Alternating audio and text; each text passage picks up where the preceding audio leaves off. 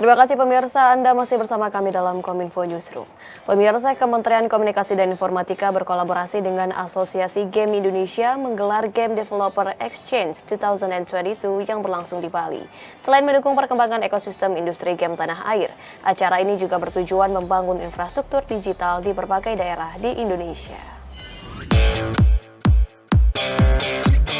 Kementerian Komunikasi dan Informatika berkolaborasi dengan Asosiasi Game Indonesia menggelar acara Indonesia Game Developer Exchange 2022 di Bali. Acara yang berlangsung pada 15 dan 16 Oktober merupakan puncak acara dari rangkaian acara IGDX yang telah berlangsung sejak Juli 2022. Kolaborasi ini merupakan bentuk komitmen Kominfo mendukung perkembangan ekosistem industri game di Indonesia, juga untuk menciptakan inisiatif yang mampu mendorong laju pertumbuhan industri game di Indonesia. Selain itu, menurut Direktur Ekonomi Digital Dirjen Aptika Kominfo, Inyoman Ardiana, IGDX juga bertujuan membangun infrastruktur digital bagi daerah-daerah tertinggal di beberapa wilayah Indonesia. Ya, kita punya program pembangunan infrastruktur ya, termasuk untuk daerah-daerah 3T. Jadi tujuannya sebenarnya adalah supaya yang bisa memanfaatkan infrastruktur digital ini bukan hanya orang-orang di kota besar di Pulau Jawa atau sebagian besar wilayah Indonesia Barat saja, tetapi juga bisa merata sampai ke Indonesia Tengah dan Indonesia Timur. Selain itu, Presiden Asosiasi Game Indonesia, Cipto Adiguno, turut menyampaikan terima kasih kepada dukungan kementerian dalam industri game tanah air melalui berbagai kebijakan dan program yang dibuat pemerintah. Dengan demikian, para pengembang game tanah air lebih bebas bereksperimen dalam membuat game baru. IGDX 2022 sendiri terbagi dalam 4 rangkaian acara yang terdiri dari IGDX Academy, IGDX Career, Business, dan Conference. Kalau arah kebijakan pemerintah dilihat dari teman-teman kita di industri game, melihat saat ini pemerintah sangat suportif ya terhadap industri game. Dari program-programnya, dari inisiatifnya seperti dengan IGDX. Sebelum IGDX ini, approach kita adalah ngirimin teman-teman ke luar negeri untuk ada business deal di luar. Tapi kan naturally tidak semuanya bisa kita kirim keluar ya, terkait dengan budget, terkait dengan waktu. Sehingga IGDX ini sekarang sangat akomodatif bagi teman-teman yang di dalam negeri untuk bisa datang. Dan seperti kemarin dilihat di bisnis area di sebelah sana atau hari ini juga, banyak sekali yang dapat partner baru atau calon partner baru dan meetingnya sangat penuh. Badan Pusat Statistik mencatat ekspor Indonesia mengalami penurunan pada September lalu dibandingkan bulan Agustus. Penurunan terjadi di sektor migas dan juga non-migas.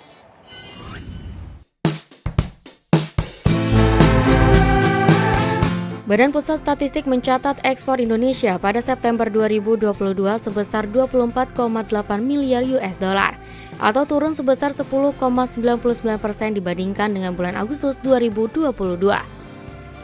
Dalam keterangan persnya, Deputi Bidang Statistik Distribusi dan Jasa BPS Setianto menjelaskan, adanya penurunan ekspor secara bulanan ini didorong oleh adanya penurunan dari berbagai sektor, baik ekspor migas maupun ekspor non-migas.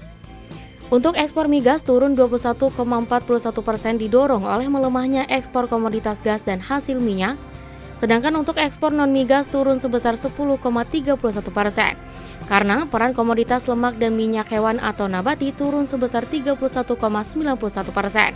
Di balik banyaknya penurunan ekspor di berbagai sektor, nyatanya pada sektor pertambangan mengalami kenaikan 2,61% secara month-to-month yang didukung oleh meningkatnya komoditas biji tembaga, lignit, biji logam lainnya, biji zirconium, niobium, tantalum, serta biji besi.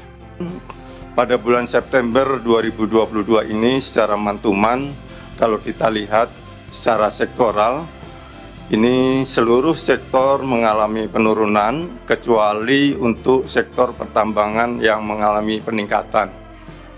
Sementara itu secara year on year, seluruh sektor mengalami peningkatan.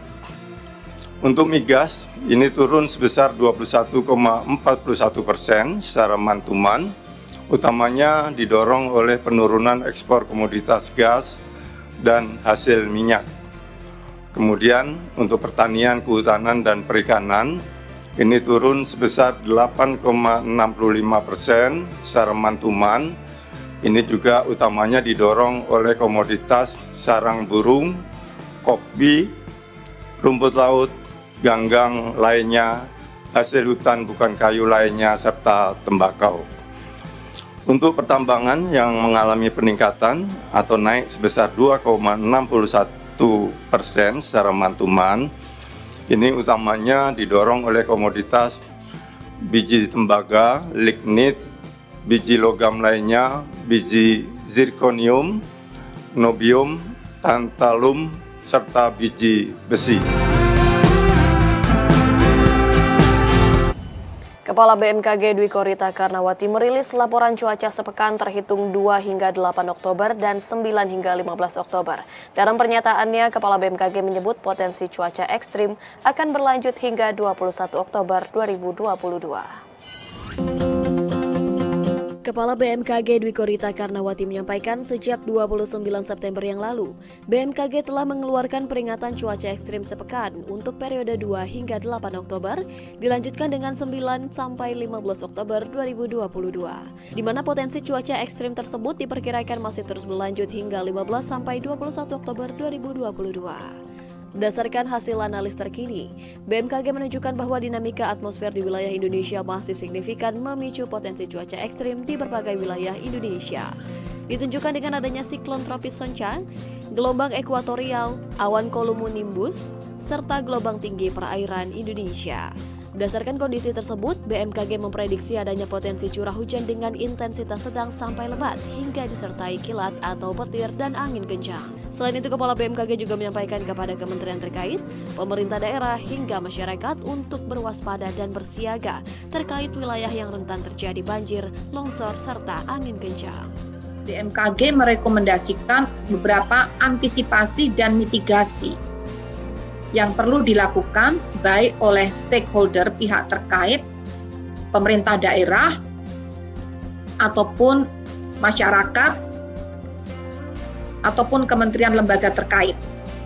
Antara lain adalah mohon pemerintah daerah di wilayah yang berpotensi terdampak agar segera melakukan antisipasi dan mitigasi di area yang rentan terjadi bencana seperti banjir, banjir bandang, banjir bandang, genangan tinggi, longsor, pasang maksimum tadi, rob, banjir rob, dan gelombang tinggi.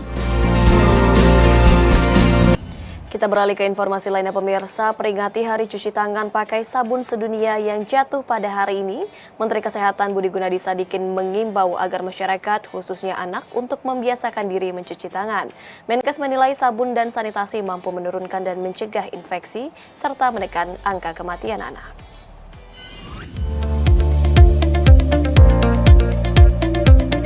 Menteri Kesehatan Budi Gunadi Sadikin menyampaikan pentingnya cuci tangan dan kesehatan lingkungan rumah pada peringatan Hari Cuci Tangan Pakai Sabun Sedunia pada 17 Oktober 2022. Menteri Budi menjelaskan pentingnya cuci tangan dan menjaga kesehatan lingkungan rumah dikarenakan banyaknya angka kematian bayi dan anak-anak yang terkena infeksi setiap tahunnya. Jika infeksi pada anak terjadi, semua energi, kalori, dan gizi diperlukan untuk menyembuhkan penyakit yang diderita anak.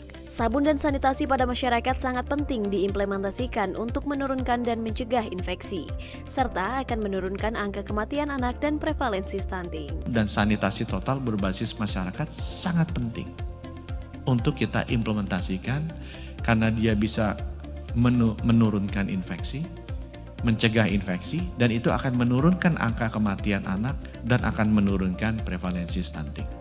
Dan itu merupakan bagian dari transformasi yang paling penting di sistem kesehatan nasional, yaitu transformasi yang pertama, sistem kesehatan primer, ya, yang lebih sifatnya promotif atau edukatif dan preventif atau pencegahan. Pemirsa, usai jeda kami akan kembali dengan informasi pemerintah terus berupaya melakukan perbaikan mental masyarakat melalui gerakan Indonesia Tertib sesaat lagi.